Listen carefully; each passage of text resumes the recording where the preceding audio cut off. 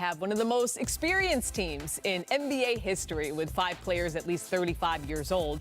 And Coach Frank Vogel is just tired of being told this team is old, telling the Lake Show podcast, quote, "We have great players on our team. Yes, some of them are towards the end of their career, but they're still producing at a high level. And if you're still producing at a high level, it doesn't matter how old you are. So I don't really care for the narrative."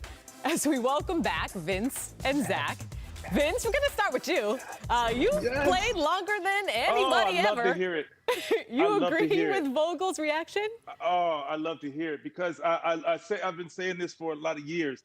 I said we don't look at the years. We look at the player. You look at what is your eyes telling you? Your eyes telling you that player can produce. Not because of their age, because they can get it done regardless of their age. And that's, it just makes me feel good. It just warmed my heart just hearing that because, it's been the thing. And I get it. You have a lot of young guys, and that's the way the league is. I walked into the NBA many, many years ago when there was 2 or 3 young guys and all were veterans. And you had to figure out. But a coach walked in and it was understood. And that's what Frank Vogel walks into. He walks into a training camp now, and guys understand how to play. They understand how to take care of their body. They know what to expect, how the league is run. Maybe you don't play in big minutes. I know this the load management thing. You don't play big minutes, but you can. Now if you don't play LeBron as many minutes, you can put in Bazemore. You can put in Ariza and know that these guys know how to play and won't let you down and come to play each and every night, and they will take care of their body. And that's important. A lot of these other teams, just look at this. Look at all the guys. You have Rondo, you have Howard, you have Wayne Ellington. You have guys that understand how to play and understand how to take care of their body. So maybe they don't play big minutes or don't play at all. But Coach Vogel does not have to worry about these guys not taking care of themselves and being prepared. Zach, are the Lakers old? Boy. Oh, yes, they're old. I didn't say that. They are old. But yes. I was going to say, I hate that word narrative that Frank used. I hate that word because it's not a narrative. It's just a thing. The Lakers are old. They're just old. And Vince hit on a very interesting issue. Vince hit on a very interesting issue. LeBron is second all-time in minutes played, regular season and playoffs. To me, one of the interesting subplots of this season is this the year a team finally convinces LeBron, hey, I know you want to play all 82. I know you care about the fans. I know you care about MVP. Let's dial it back. You've been injured 2 of the last 3 years. You're number 2 all-time in minutes. Play 65 games. Play 31 minutes a game. Let's get ready for June, May, the playoffs, when it really matters. And the other point is, not all the Lakers are old. That's why I'm especially interested in some of the young guys that are here. Malik Monk, Kendrick Nunn, and especially one of the most interesting players in the league this season, just 20 years old, Talen Horton-Tucker. Because if he can make enough shots, he has a 7'1" wingspan. He's got a chance to be one of those two-way guys that always thrive around LeBron. So keep an eye on him. And we'll see, if LeBron decides to dial it back during the season. But he's starting to ramp it up as The Athletic reports that James will host a 3-day mini training camp, starting this weekend in Las Vegas. This is a similar chemistry building function to the one hosted before the 2020 title season. This year's Lakers team returns only LeBron James, Anthony Davis, and Talen Horton-Tucker from last year's team. So, Zach, how important will this be in terms of building team camaraderie with all these new faces?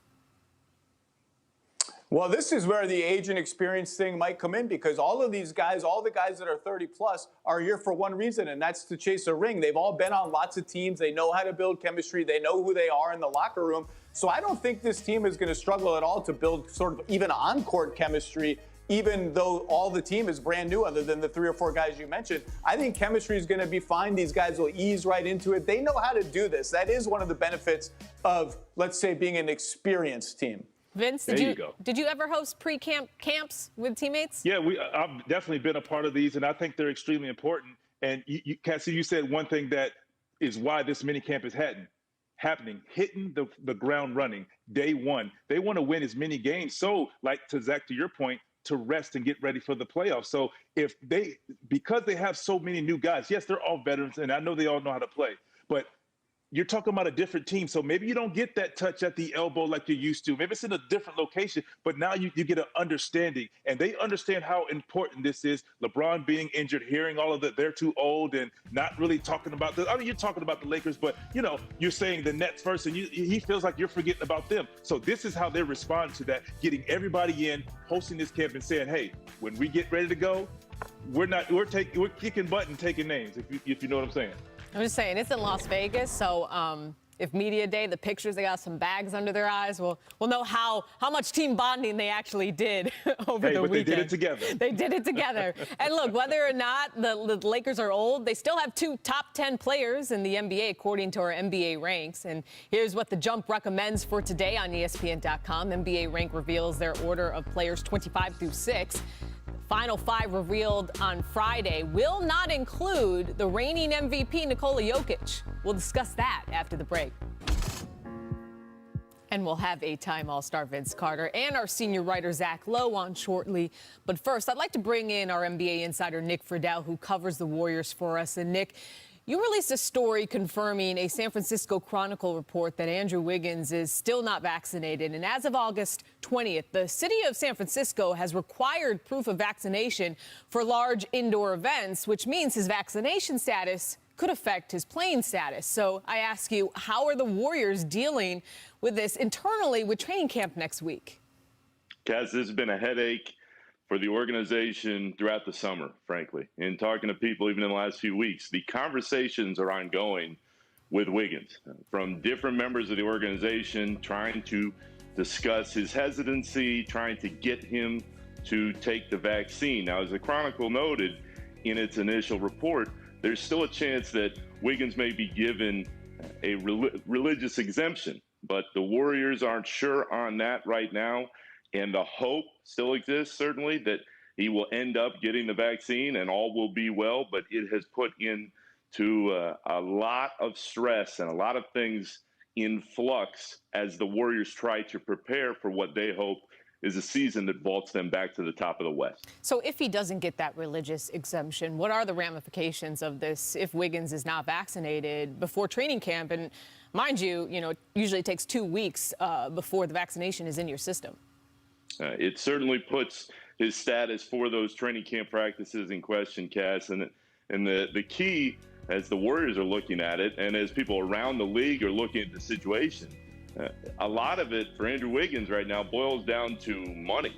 I mean, if he is willing to take the stance that he just does not want to take the vaccine and he doesn't get that exemption, then he's putting in peril couple $100,000 a game and obviously multi-million dollars after that. So again, the Warriors are hopeful that in the end, he will get the vaccine, all will be well going into the season, but nobody knows for sure exactly when that time would come for him. Yeah, and according to that report, he said he wouldn't get the vaccine unless he was forced to, and determine what forced means. So we will see. The front office will continue to deal with that. Meanwhile, Warriors owner Joe Lacob has been fined $50,000 for his comments on Ben Simmons, basically saying that he wouldn't fit their roster.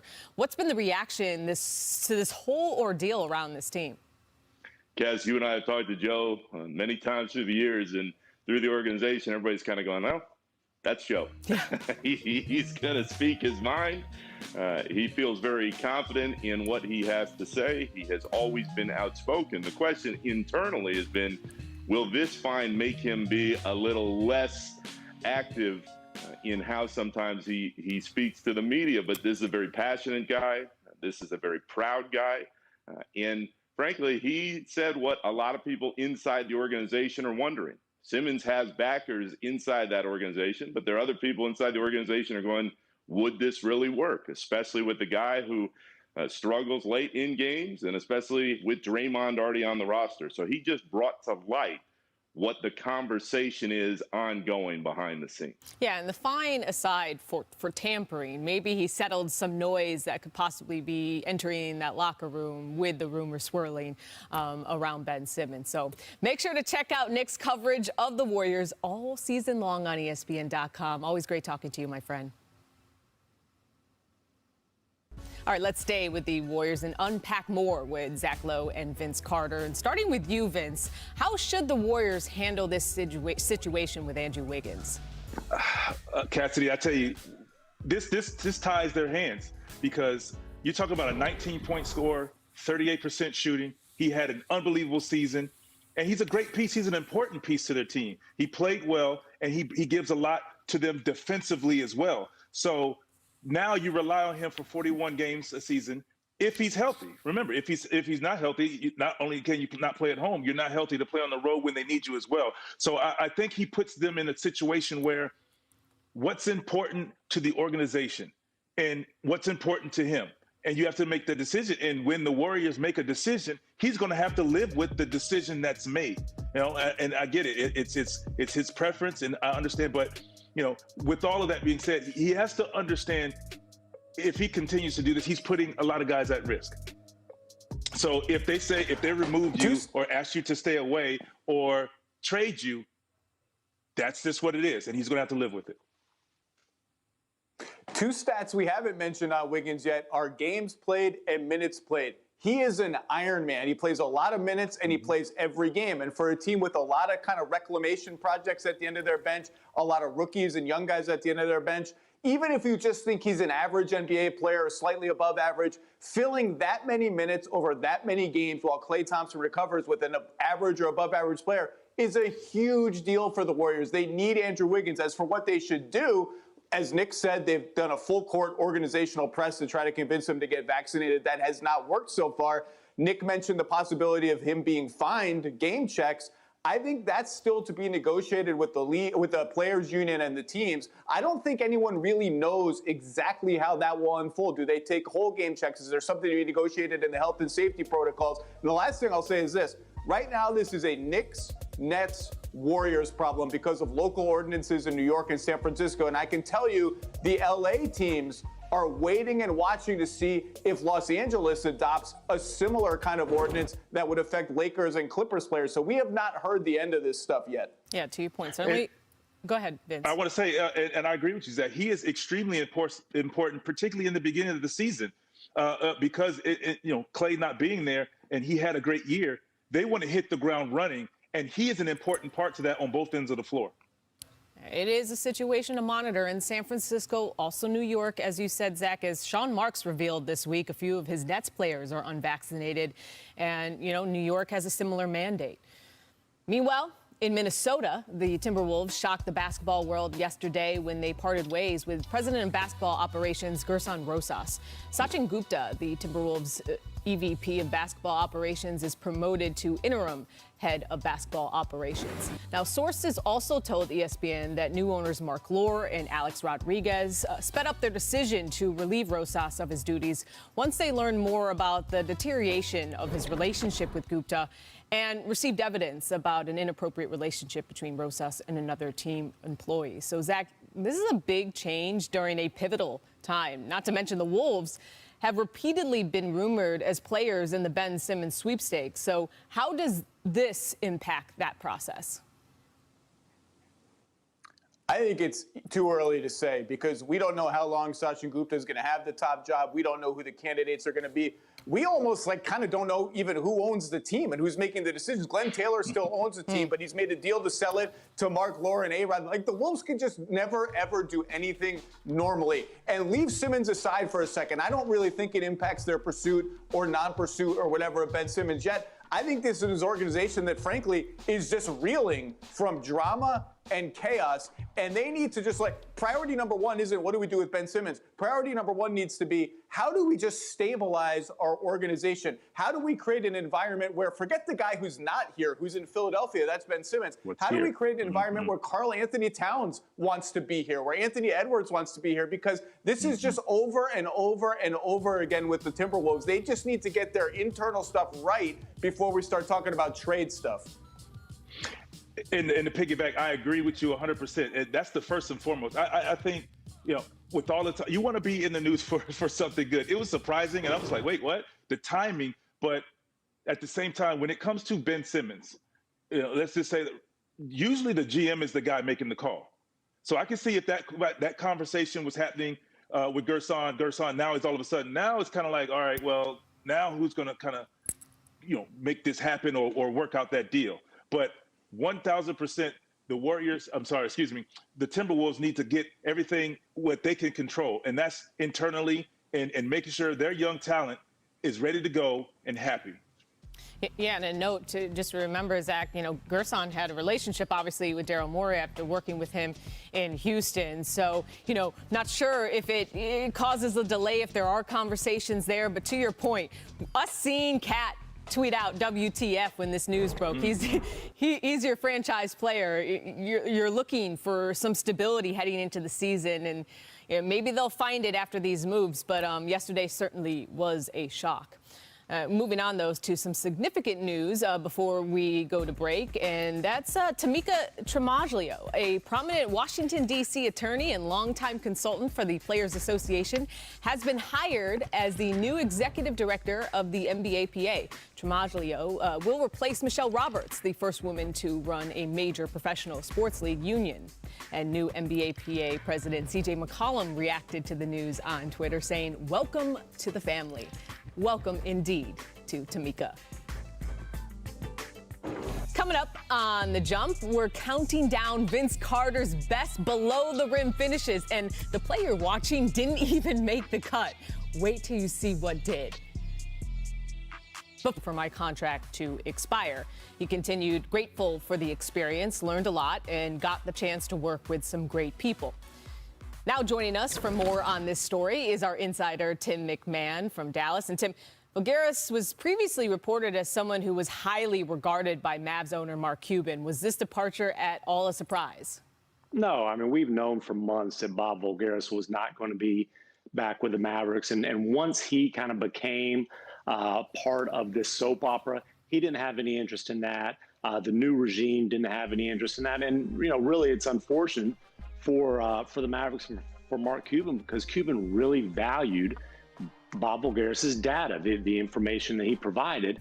But just the way things were handled, I was told it was kind of a Game of Thrones type of atmosphere behind the scenes with the Mavericks, and it just wasn't in the best interest of anybody for him to be part of that.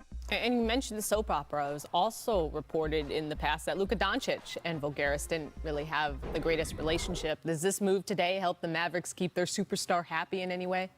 I think a $206 million Supermax contract extension probably helps that. And look, really, if we're being straight up, Rick Carlisle's departure, I think, is a much bigger deal in terms of Luka Doncic's day-to-day disposition than the, essentially the head of analytics. Luka yells at everybody, as one Maverick source put it to me. Voulgaris got a little bit of that, but Rick Carlisle got much more.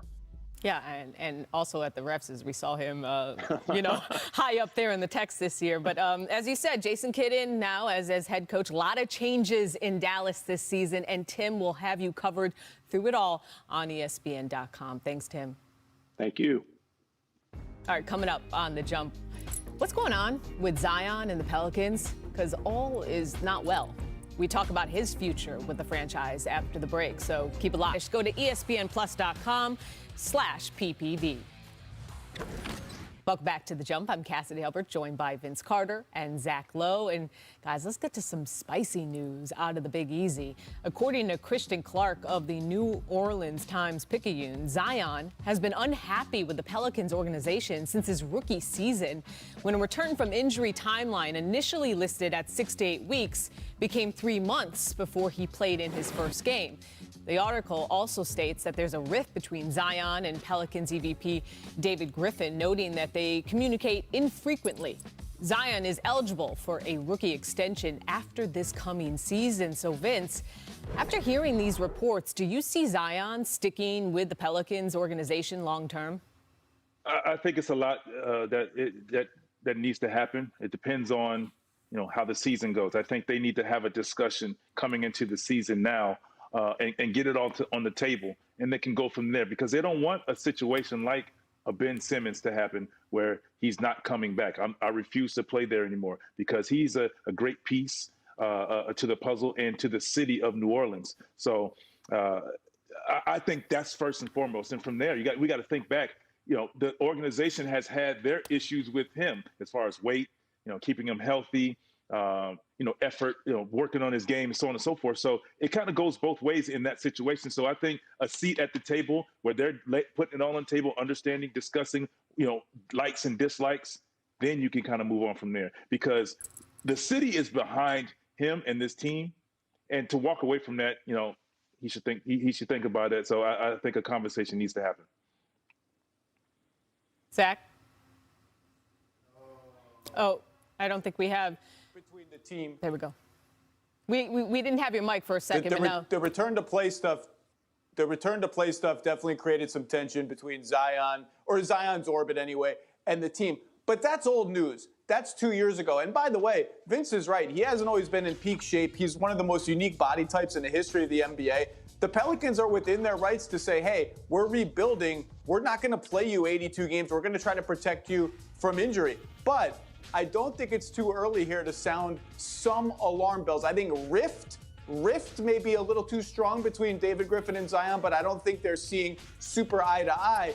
He is the best candidate in the history of the NBA to take the one-year qualifying offer instead of signing his extension. And as we've seen with Ben Simmons and so many other players, even if he signs his extension, he can still demand to be traded or request to be traded. And by the way, Willie Green is going to be his third head coach in 3 seasons in New Orleans, right? So they need to get some inner stability. And like Vince said, if they're not good this season, if they disappoint this season, this is going to become an issue that doesn't go away. They have to have a good season. And how do you have a good season? Now, obviously, Zion put up great numbers last year, but there was a lot of confusion. He was pushing to be the point forward. Should he be a point forward? What direction, Vince, should Willie Green go with Zion this season to not only get the best out of him, but to help build this team towards, long-term success? Well, I'm going to say this. I think Stan Van Gundy brought something out of Zion at the point forward. They found something there, and I think Stan utilized something and was able to open the floor up that way. But you got to utilize his athleticism. I think open the floor up. You got to bring some shooting in. That's important. You need some knockdown shooters to give him some room to work, because he doesn't shoot the ball well. So they're going to load. And how do you create an open space? Put shooters around him to be able to be athletic, to be powerful, to be strong. So that's number one. I think an issue that really needs some work in an area that of concern, in my opinion, is they need shooting to open that floor. The Pelicans offense is going to be awesome. Zion is a ridiculous specimen. He lives in the paint. He's Shaq, but a little smaller. He's basically the greatest paint scorer in the modern history of the league since Shaq already. Devontae Graham's going to open up the floor. Their offense is going to be fine. You want to win games? Your defense can't stink. Your transition defense can't stink. That's the end of the floor that cost the Pelicans last year. It was part of the reason they lost so many close games late. They need to clean up their defense. If they can get close to average on defense, I think that's like maybe optimistic. If they're 25th and worse, that's a problem. If they're 18th, 19th, they got a chance to get into the playoff race. That's the end of the floor that they got to clean up more. The offense is going to be fine. I agree with that, but I'm sorry to cut you off. I agree, but at the same time, okay, defensively, yes, but offensively, they put the ball in there. If you're going to take the ball out of his hands and you're going to put him in the post, all you're going to do now is load. So you need to make sure, I think it's important, you need to make sure they're shooting. They're shooting, because when that floor, you shrink the floor, young guys, they tend to make bad decisions. You tend to enforce things, and he's already unhappy. So you want to open the floor where he can just play freely. And I think that's important offensively. We're in a league now where guys feel good when they're going offensively. Yes, as a coach, yes, defensively, you always talk about that. And you're right. Defensively, they need guys to, they need help on the back end. And they just need the effort from their young guys. And they got to figure it out in a hurry, because after losing Anthony Davis, losing Zion Williamson would be just devastation that I can't even, comprehend at this point for the Pelicans. Speaking of drama, we've been covering the Sixers saga all week, but let's take a Vegas angle on the situation. The win total comes courtesy of Caesars Sportsbook. Philly is listed at 50.5 wins for the season right now. With the uncertainty around Ben Simmons, Vince, would you go over or under on that total?